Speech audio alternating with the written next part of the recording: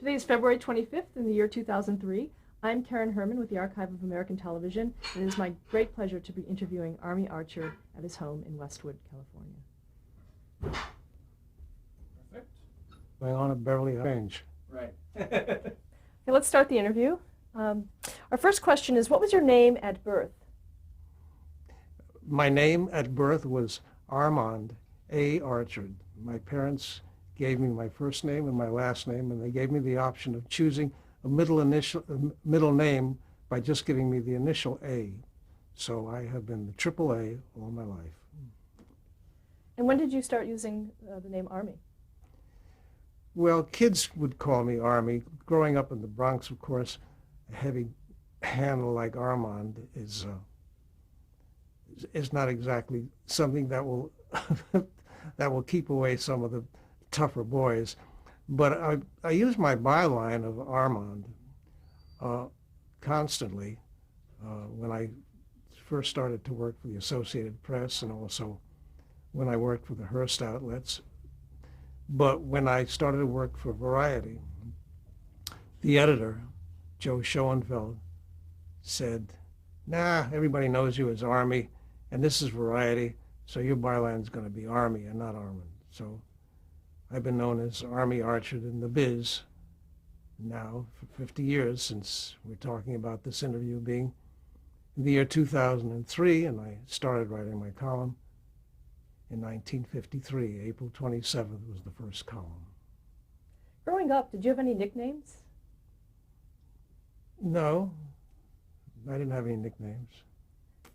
When were you born? I was born January 13th, 1922, in the Bronx, New York City. Is that where you grew up? I grew up in the Bronx until I was, let me see how old, I guess 15.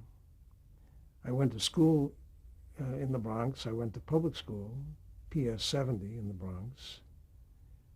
I graduated from public school when I was 12.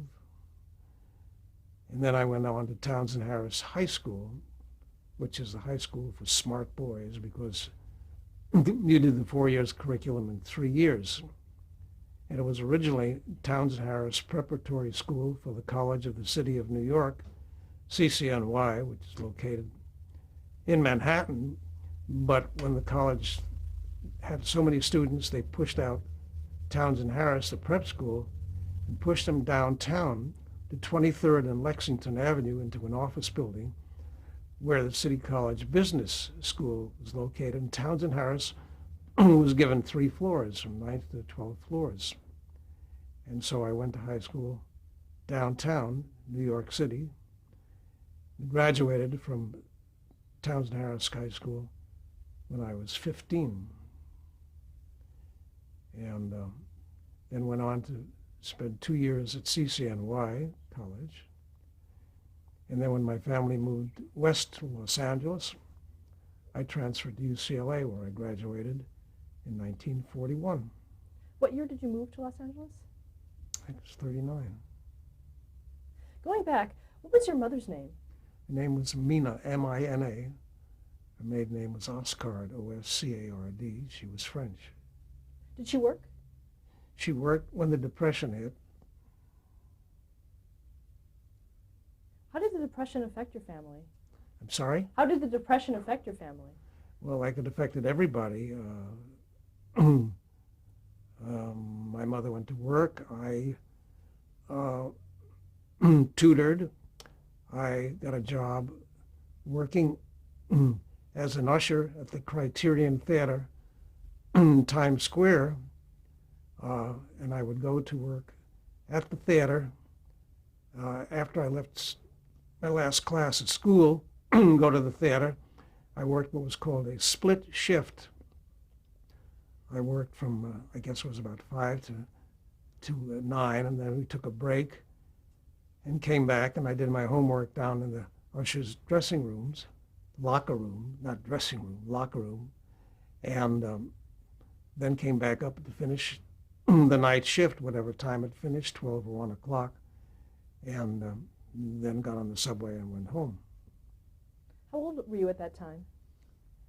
Let me see. My Social Security card says 1939, I think, or 1937. I was 15. Had you had an interest in the theater at that point? Well, I had an uncle, Paul Osgard, who was very much involved in theater. He was a director, a designer, a graduate of the Beaux-Arts School from Paris. He did shows all over the country. He did the Shapery in Chicago. He did Billy Rose's Aquacade. He did Ringling Brothers, Barnum and Bailey. He did the Paramount. He did stage shows, which the theaters in New York used to have in those days. And so I was able to get in on the side entrances of, let's say, the Paramount and see all the shows and the movies, of course. And so I was around that kind of an element from my very, very young days. And in high school, well, in public school, I was involved in the plays and Gilbert and Sullivan. I did Pirates of Penzance. I was Major General in that. In Townsend Harris, I did the publicity for the drama club. And so I've been around show business, I guess, most of my life. What was your father? Let's talk about your father. What was his name? His name was Herman, Herman. What did he do? He was in the textile business. In other words, I think what it was commonly called in the trade the schmata business. Did you have any sisters or brothers? No, I don't. I do not have any sisters or brothers. Did you have any hobbies growing up? Oh, I had all kinds of hobbies. I was a very busy young boy. I collected stamps. I did a lot of artwork. Loved sports. Belonged to a team called the Mohawks. We played baseball and touch football. I loved to run. I raced in my public school racing team, if you would call it a racing team. Were you an avid reader? Yeah, I love to read. I love to read books. Mark Twain was my favorite author. I had all of his books.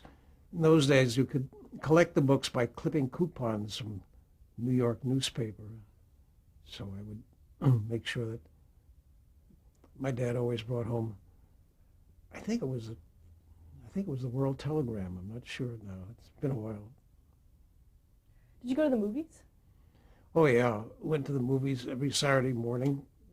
Watched the serials, of course. And what about the radio? Did you listen to the radio?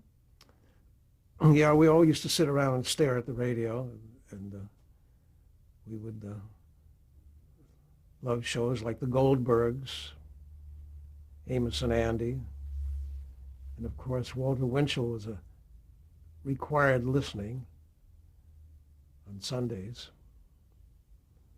And of course we would yell and scream at Father Coughlin's shows because he was such a horrible man. What do you remember about his shows? I'm sorry? What do you remember about his shows? Well, he was just such a terrible right-winger. It was horrible. Did you have any idea what you wanted to be when you grew up?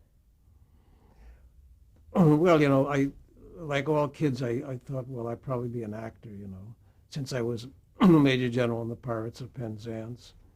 And but I didn't do any plays when I was in high school, although in my high school yearbook, I think it said what you wanted to be. I think I wrote down actor, which I never became really, although I had my share of time in front of the camera. Did you write when you were younger? Yeah, I did a lot of writing, and when I was in the Navy, I did some writing as well. I did some reviews, actually, of pictures, movies that I had seen, send in my my own reviews to the papers where I happened to be stationed, like in Annapolis, Maryland, and I think South Bend, Indiana as well. This was during World War II? Yeah, it was during World War II. I was in the Navy. What year did you enter the Navy? Well, I enlisted very early, 42, shortly after Pearl Harbor. I wasn't called up until later that year, and I was called up because I was a graduate of UCLA and had some service in the ROTC at college. I was sent to officers training school, 90-day wonders as we were called, at Columbia University in John Jay Hall, where after 90 days we were commissioned as ensigns and sent out to our various and sundry assignments. And when were you discharged? I was discharged in October of 1945 after having been in, I don't know, I guess it's 3 odd years, and they were some very odd years, I must say. In what way were they odd for you? Well, I was in the Navy, and I was first stationed on a converted destroyer, a World War I destroyer, one of the several that our country did not give to Great Britain. We gave, I think, 50 of them to Great Britain, and we saved 2 squadrons of these old World War I destroyers, and they converted them into minesweepers, destroyer minesweepers, and various ones. Mine was converted into a destroyer minesweeper, and I was a deck officer. Also a radar officer, a gunnery officer, everything except an engineering officer, because I didn't know any engineering. Now before your service in World War II, you worked at Paramount? After graduation from UCLA, which was 1941, I went to work at Paramount, an interim job, I guess you could call it, before the war started, because it was just 4 or 5 months. And of course, we had been in heavy preparations in case we went to war, which was inevitable. And I started out to work in the mailroom at Paramount. What were your responsibilities there?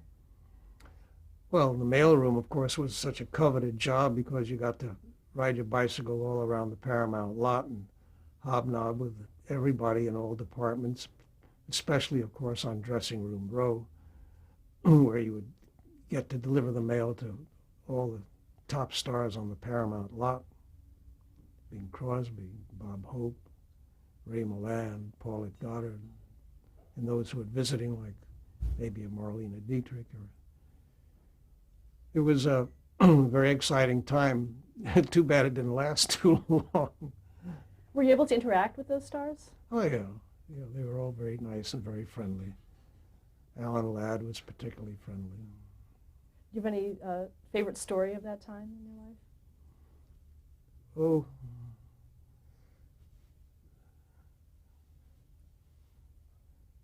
it sort of blends into after the war, when I was also roaming the streets of Paramount, but this time as a reporter, working at first for the Associated Press. That was my first job after the war. I went to work for the Hollywood Bureau of the Associated Press with Bob Thomas, who recommended that I should be hired for it. When we met, we had a sort of common denominator background from the University Religious Conference at UCLA, where he had been very active.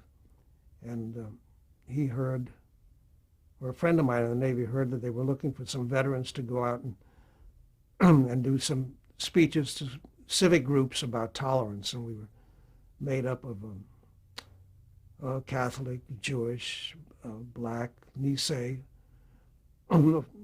just representatives, Spanish, Hispanic. And we'd go around and just make talks about tolerance. And so through the University Religious Conference, I met Bob Thomas, who was already working for the AP and established their Hollywood Bureau. And we struck up a friendship right away. He recommended me to the bureau chief of the Associated Press, even though I had no real experience in newspapering and journalism, what have you. They looked at some of the things I had written, but they immediately hired me. And I went to work with the Hollywood Bureau of the AP, which we established in the Hollywood Citizen News on Wilcox Avenue, right in the heart of Hollywood. And I started out my rounds visiting the studios in a Jeep. You couldn't buy cars after the war, and I didn't want to pay money under the table, so I just got myself a Jeep. And they all thought that was fun when I would come in my Jeep on the lot where all these glamorous people would have these very fancy cars, but they were all very nice. They all wanted to be photographed with me in my Jeep. So it gave me an immediate nice entree into Hollywood. Little did I know I would have to depend on a Jeep for it. So what exactly were your duties for Associated Press once you'd get on a lot? I was getting Hollywood news, interviews for the AP's Wire, which of course was the most powerful and most well-read wire service in the world. And it was, such a compliment for me to be working for them. When you say you work for the AP, it's such a wonderful entree. It's like now saying I write the column for Variety. The door is opened. Did people know who you were right off the bat? Oh, no, it took time, but, I was very lucky. People took a liking to me and I to them, and I guess the stories that appeared were well received. Were you assigned stories?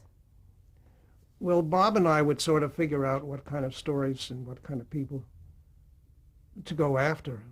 First one I interviewed was Barbara Stanwyck, which is quite a start in your journalistic career to start off with a huge star like Barbara Stanwyck. She was working with Ray Milland at the time in a movie called California. And we became very good friends. Can you talk a little bit about that first interview? Well, the first interview was not easy because, first of all, she kept me waiting an enormous amount of time, and I finally had to get back to the office. And I don't remember how we put it, but all I know is the word came back that she apologized and said, please come back to the set, which I did, of course, the very moment I got the invitation. And then we became very good friends. Now, how would you get your interviews? How would I get my interviews?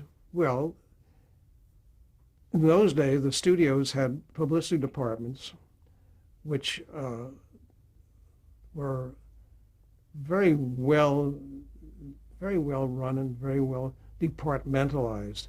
And they had unit people, one unit person assigned to one specific picture, and that unit person would be responsible for everything, all the publicity coming out from that picture and the stars involved.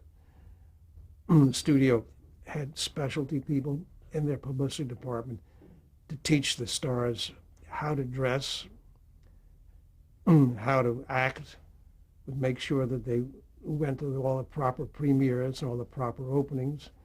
And to get an interview, the publicity department would, of course, seek out proper outlets like the AP, and conversely, we would talk to them about getting interviews with those people.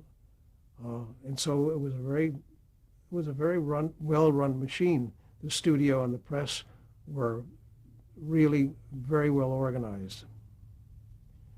Now, now it has become a business of publicity is handled by independent publicists who represent the stars, because the stars are no longer under their lengthy contracts as they were in those days. So each star has his own private publicist, and a publicity person is hired by a producer or a production company to handle one specific picture. The business today is mostly made up of itinerant workers. Everybody works for a certain amount of time on just a certain project or a certain person. In those days, the people all worked for the studio. Was there oftentimes a publicity person with you when you did the interviews? Oh, a publicist would also always meet you at the gate, escort you to the set, be with you either during the interview or at least during the introduction, uh, and also follow up religiously to make sure that you had all the material that you needed, artwork and what have you. It was a very well-oiled machine. Do they try to control your writing at all? Never. Never with me, anyhow. I don't know with others. They'd never told me what to write or what not to write. Of course, we wrote things that you might consider in better taste than a lot of things that are written today about Hollywood stars and so on. Did you feel that they had any kind of control over, did they, were there things that were off limits in terms of the questions you could ask or anything like that? I never had that problem. I never had any problem with anybody telling me what I could or could not ask. And we broke stories constantly of interest of what the public wanted to read and hear about. What were some of those breaking stories? Oh, you're going back too far now. Does any that stick out in your mind?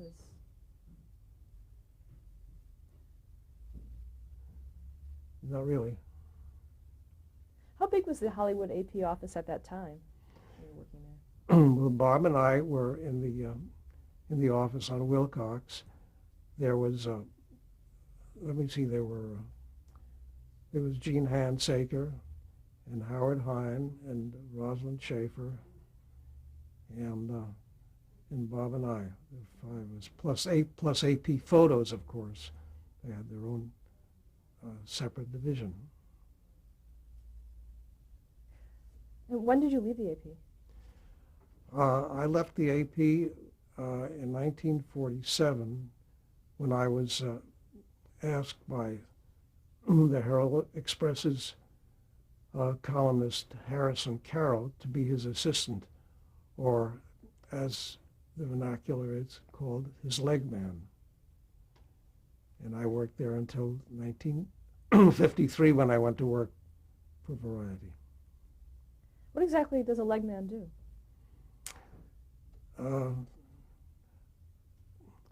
A leg man, I guess, could best be described by Richard Burton, the year that I received an award from the Publicists Guild. It was presented to me by Richard Burton and Elizabeth Taylor, and Richard Burton had not been around Hollywood that much at that time, and so he had been given my credits, and the credits included that I had been a leg man for Harrison Carroll. So the very gallant Mr. Richard Burton, when he came to the microphone to introduce me, said, "I didn't know what a leg man was until I saw his wife." So, as you can well imagine, Richard Burton became an immediate favorite with the Archer family. Of course, I had been quite friendly with him before and after, and had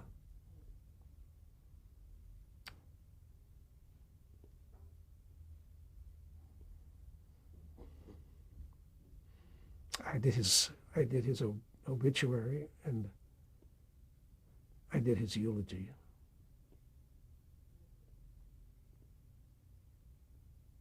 Talk a little bit about working with Harrison Carroll.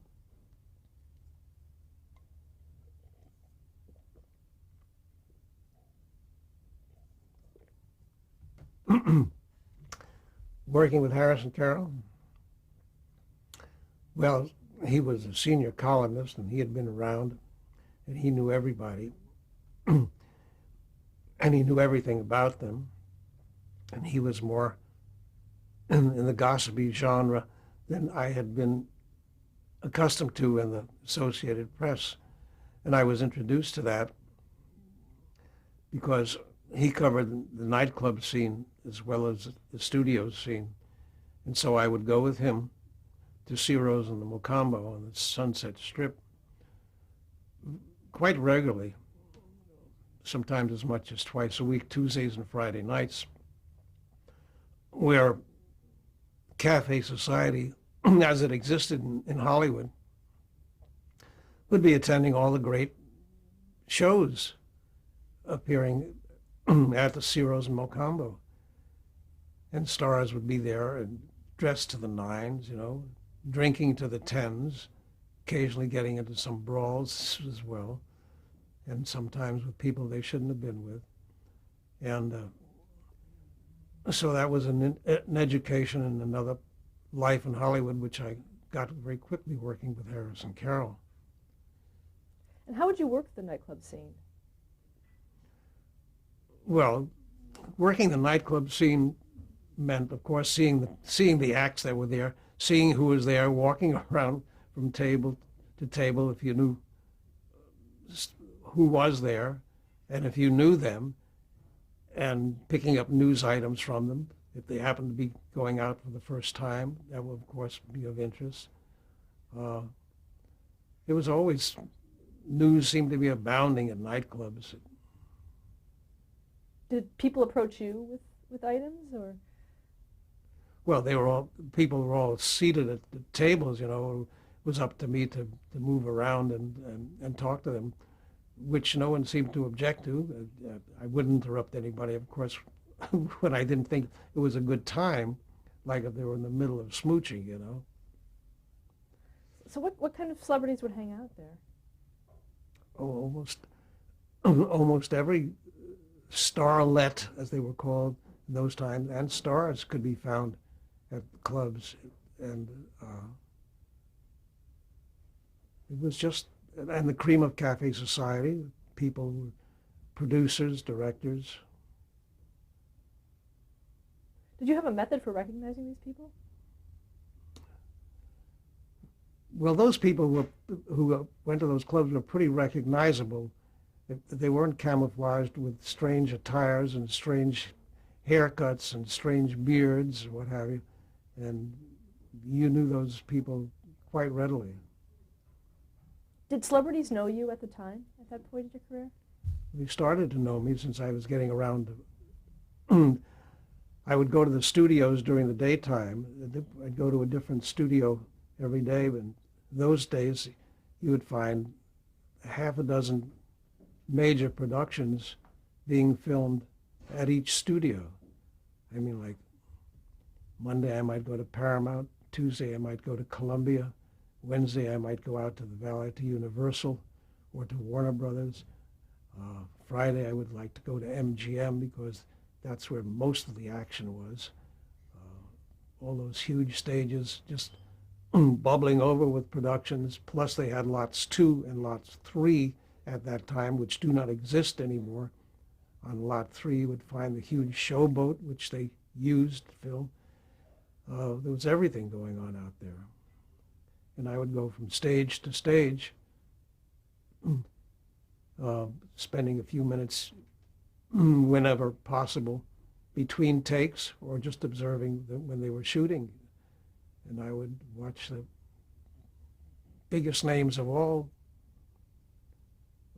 working also in their rehearsal halls.